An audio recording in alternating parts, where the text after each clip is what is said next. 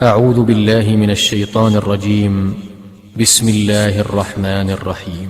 فلا أقسم بما تبصرون وما لا تبصرون إنه لقول رسول كريم وما هو بقول شاعر قليلا ما تؤمنون ولا بقول كاهن قليلا ما تذكرون تنزيل من رب العالمين ولو تقول علينا بعض الأقاويل لأخذنا منه باليمين ثم لقطعنا منه الوتين فما منكم من أحد عنه حاجزين وإنه لتذكرة للمتقين وإنا لنعلم